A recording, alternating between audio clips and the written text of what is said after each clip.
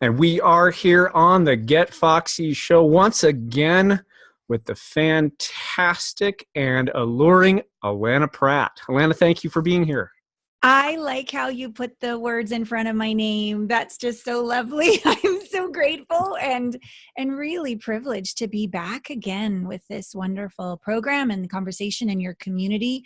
And as a relationship intimacy expert, however I can be a contribution so that they have that intimate relationship with themselves and they have it with the planet and the divine so they feel safe to be here and be unapologetic, and how that really enhances your relationship with your beloved. And yet it also enhances your relationship with your kids, your clients, everybody. Everything's a relationship.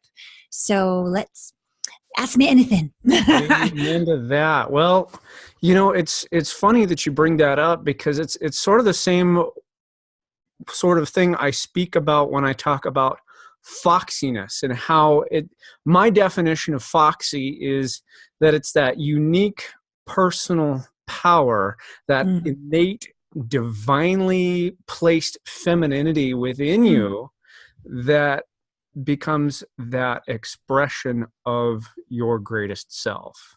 I love that definition. It's sort of like when you look at the definition of vulnerability in the dictionary, it's all like, emotional exposure risk. And then you do some research, with Brene Brown's work, for example, and she speaks so much of it being the birthplace of courage and joy and creativity. And if you ask Allana Pratt, it's like more along the lines of that, just such a connection with self that you can be unapologetic, no need for another's approval, and just this radiance as who you are, even if you're feeling dorky, even if you're feeling sexy, it doesn't matter. There's just this unapologetic flow of this sacred, sexy, natural, divine energy. And to the receiver of your being, when you're like that, they're like, it's the it factor. It's like, sexy, irresistible. It's like, I want to be around that, because it's like an energy of permission for us all to shine and be ourselves and let down our walls and just be real. Yeah, love it. Amen to that. So for listeners who have not heard your previous episode and they don't know exactly who Allana Pratt is. Who the hell is this woman? Would you care to enlighten us a little bit? I was going to say here, but read my bio, Terry. Okay, so relationship intimacy expert. I'll do like the credibility part first. Yes. Four books. Been on CBS, TLC, Fox, Huffington Post, Forbes, People Magazine, all those kind of places. Been a model actually, when I was younger, on a lot of different globes, really discovering, this is actually a divine temple. We are not beautiful, we are beauty itself, right? And so I have over 2.8 million views on my YouTube channel. I have a podcast, Intimate Conversations, that you've blessed us being on. I have a global community, big social media world. And that's like sort of the credible side that's led me to being here. Very, very, taken lots of courses. I always have a coach. I think it's out of integrity to be a coach if you don't have a coach. So I'm always growing and learning, masterful at the results I create with people manifesting their beloved or coming into oneness in their bodies and feeling beautiful and sexy exactly as they are, be it a man or a woman, and having that healthy, intimate relationship. And then on the more vulnerable side, I didn't get here. I wasn't born like this, shall we say. I've had quite a journey with the shadow masculine, whether that began as my dad being drunk and stoned, and saying, of course I was home for the weekend. You're crazy. But he wasn't. He was off having an affair. Lord knows what he was doing. And so just growing up as a little people pleaser, just wanting daddy's love, and also being afraid of him. He would get violent. And so I would be 3 steps ahead, like to try to get love, be safe, try to get love, be safe. And it created quite a disconnection from my intuition and truth. I was very smart. Like I graduated cum laude from Columbia. It made me achieve things. But it didn't make me feel safe on the inside. I was seeking that in men, seeking that in money, seeking that in status, just anything to try to find peace on the inside, which of course doesn't work. So 2 divorces.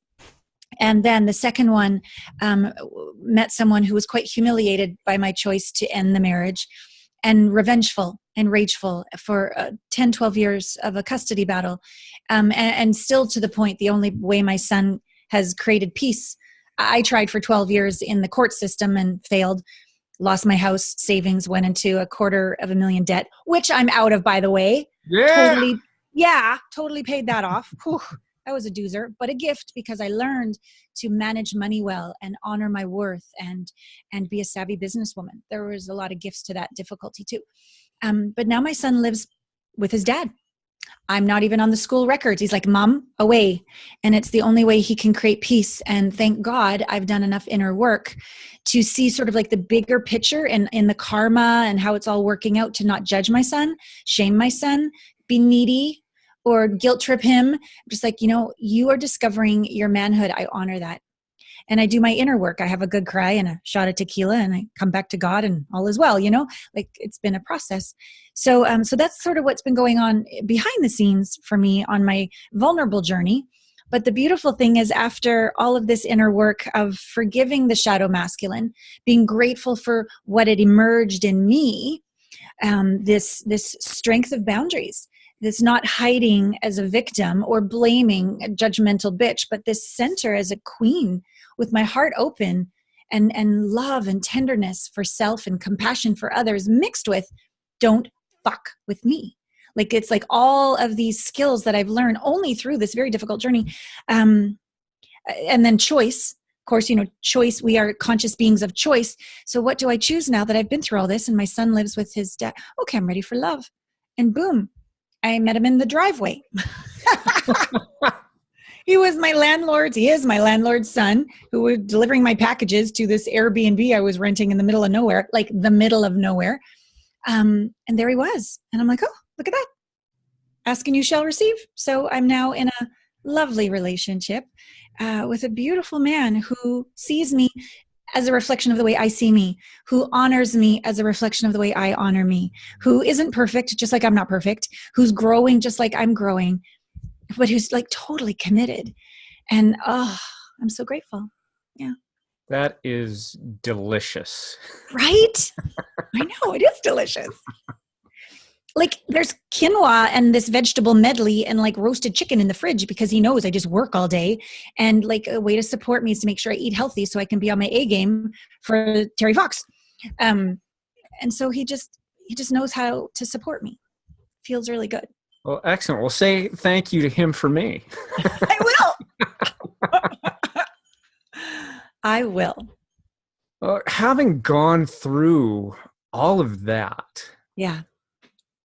You really have kind of had the trial by fire. So several of my listeners I know are kind of younger, divorced women still sitting in those trials and are having difficulty when it comes to intimacy. And I know you say that intimacy is into me, I see. Yes. Can you go a little deeper with that? Yeah. So one of the first things I realized when I started to realize the only person in common with the two divorces was me. So I'm like, okay. And I began to look inside.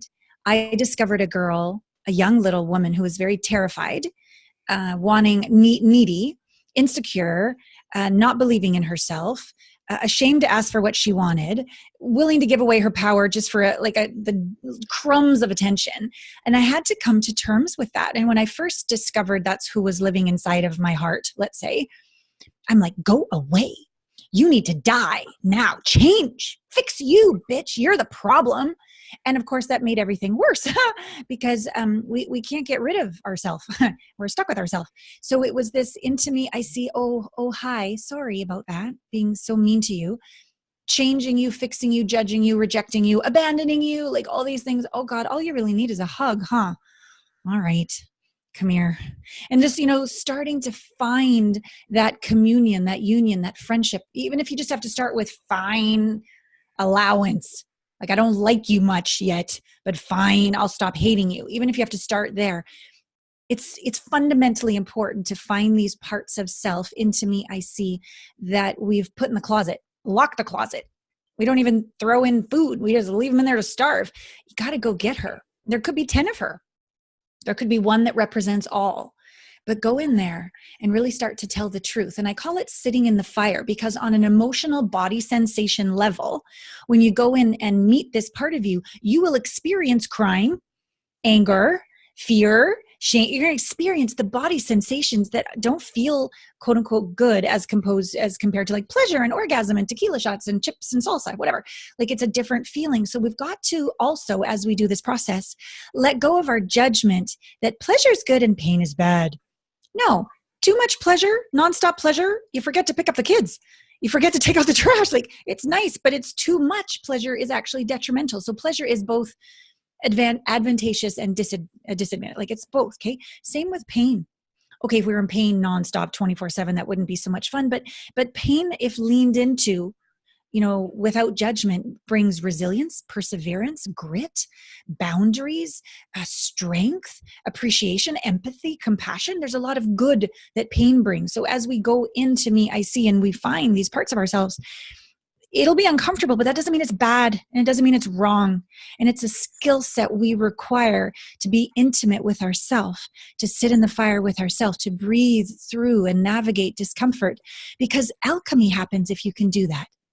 Like I don't do something to my clients, but I hold the space of non-judgment and sitting in the fire as they experience whatever it is they're experiencing. And there's magic right before my eyes within them. That's a challenge. And that's why coaching, I think, is so beautiful, is that it's hard to be the banks of the river and the river at the same time. It's just really good when we can lean into someone who doesn't judge and who's willing to sit there for eternity if it takes. Oh, you love me that much. Wow, you have that much like patience with me. Thanks. And something inside shifts, and the energy goes from a low vibration to a high vibration of self-judgment, resistance, blame. How dare you, to allowance. That would be the first place. Allowance. It is what it is. And then curiosity. What if the universe is actually for me, not against me? What if this is happening for my divine soul's evolution?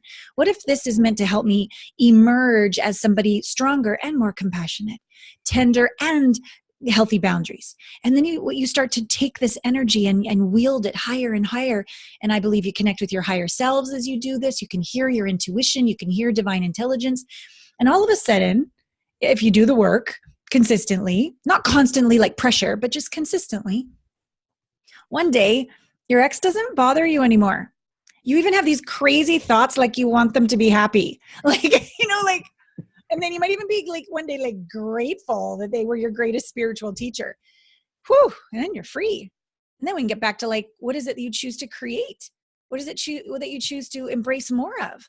What is it that you choose to, claim that opportunity and like ride into the sunset and give it your best with an unattachment to the outcome? But just because you get to, you're alive. Let's live, right? This is like the journey that happens when we are willing to go inside and love ourselves, not hate ourselves. Yes, indeed. I'm so astounded in some ways. As a traditional Chinese medicine practitioner, I talk a lot about yin and yang with my patients. Yeah. And just what you spoke about, pleasure being good, pain being bad. No, that's not the case. There's actually a yin and a yang to both. Yeah. And there has to be a balance between the two.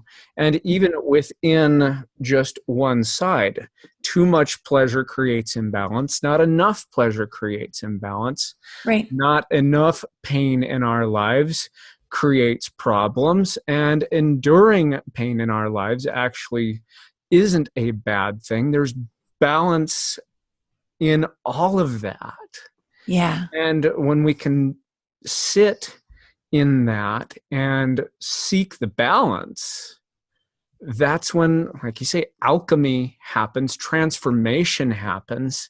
Yeah. And such beautiful things in life become manifest. It's just yes, fun stuff. Yeah. And if we were to go back to your specific situational question of your clients, like, okay, so they're going through maybe a difficult divorce situation or custody situation, and they want to be intimate and find a new lover that's nice. If we have illusion that the new lover is going to make everything better. And it's my fantasy. And, like, no, they put their pants on the way everybody puts their pants on. They're going to have both challenge and support as a being for your life. Your ex is giving you also equal support and challenge in your life. The challenge is clearly the divorce or their, ridiculous behavior. But the support is, what are they teaching you? Oh, they're teaching you to stay present. Oh, they're teaching you not to react and justify and try to control. They're teaching you to not be a victim of your circumstances. Like, there's actually support in the asshole, right? As well as challenge. And don't you go pretending that this other person you're dating is going to be, holier than thou, and then get blindsided. Oh my God, they're not perfect. Well, nobody is. Welcome to reality. So it keeps you more present and more grounded, and you can actually make healthy choices when you see it all clearly for what it is.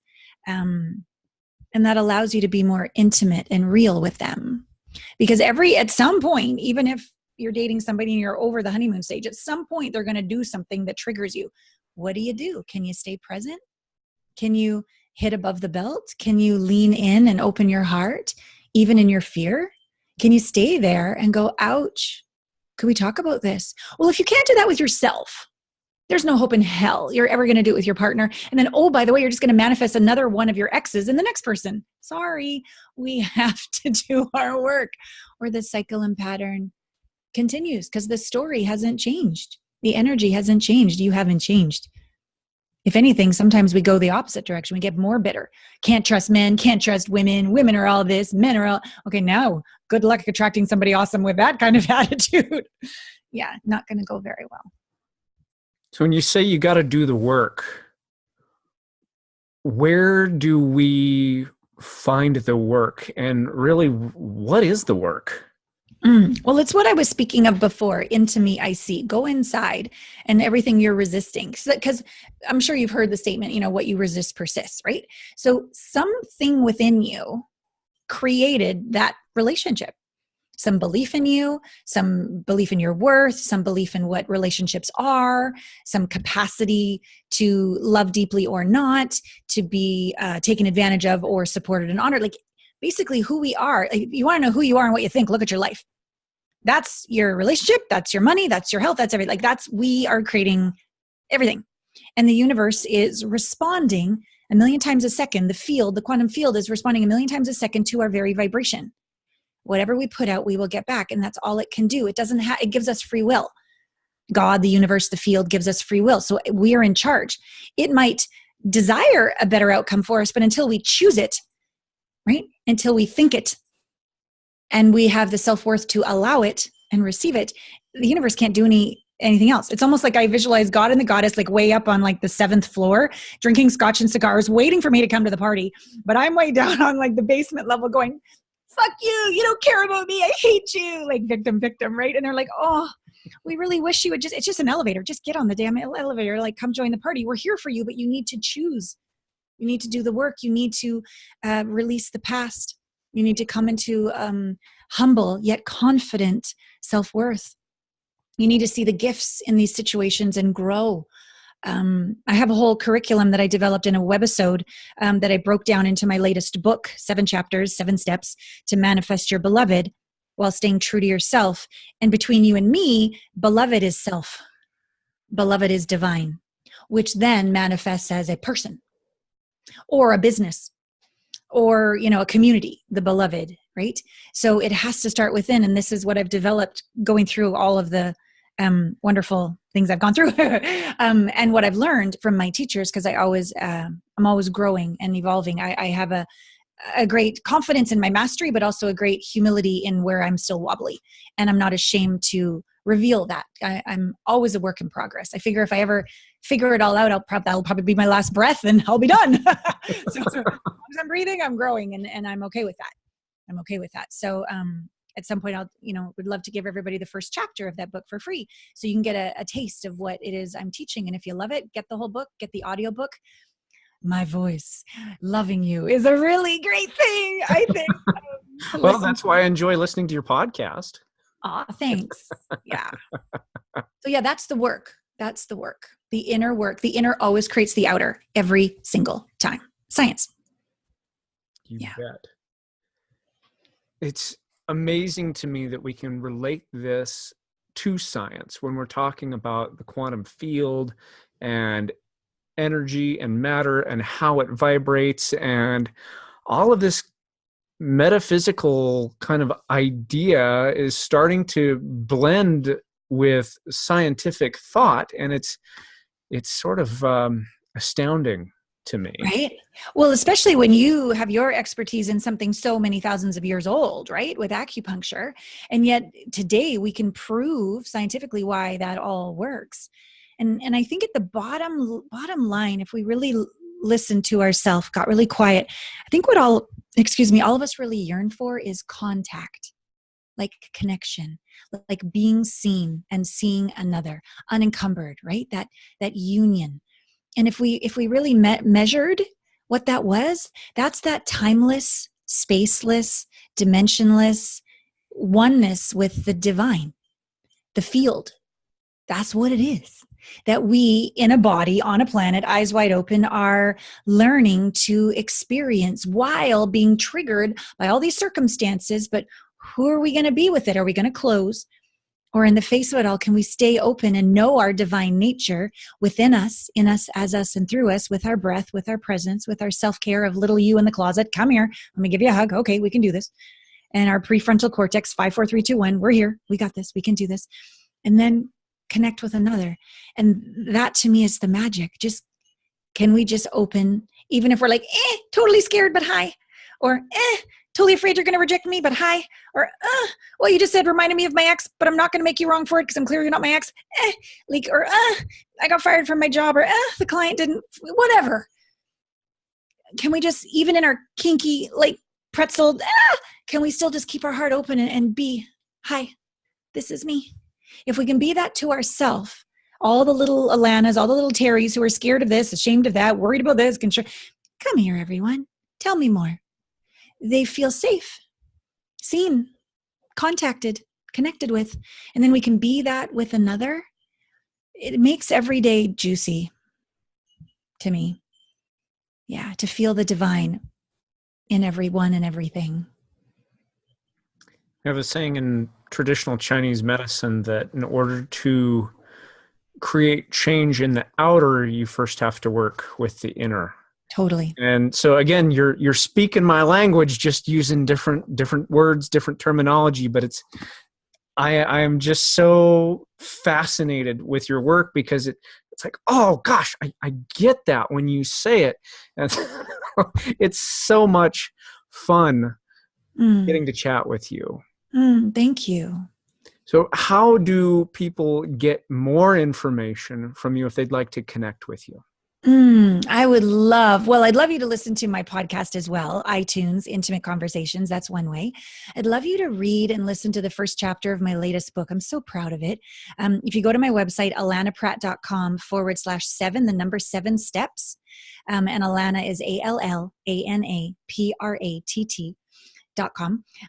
This is where you can download chapter 1. It's the introduction, it's the foreword, and chapter 1. It's a lot of material, I think, and it's the audio as well. And just let me love you. Let me gift you with some stories and insights and transformational processes. And if you love it, then get the whole book and go to town. That's another way. 2 other ways. I have also complimentary trainings for ladies at my site, alanapratt.com, is one I'm really proud of called Vulnerability is the New Sexy. It's right there on the homepage. You can download a 7-part training, totally complimentary. And it goes deeper into this vulnerability is actually our strength. Vulnerability is our softness. Vulnerability is where the birthplace, as Brene Brown says, of creativity and joy. And it's also where we can connect with that unapologetic, I don't exist for your approval. I exist to shine my unique light. And that kind of freedom when we're dating, intimate relationships, inviting clients to work with us, when we let go of all that attachment to the result, and we just shine as we be, we actually become very inviting and very safe to be with. So this training for women will not only affect your personal relationships, but also your professional relationships and your spiritual relationship with yourself and your body and your sexuality. So that's for ladies. And for guys, I have a site called gethertosayyes.com. which sounds very bow chicka bow bow.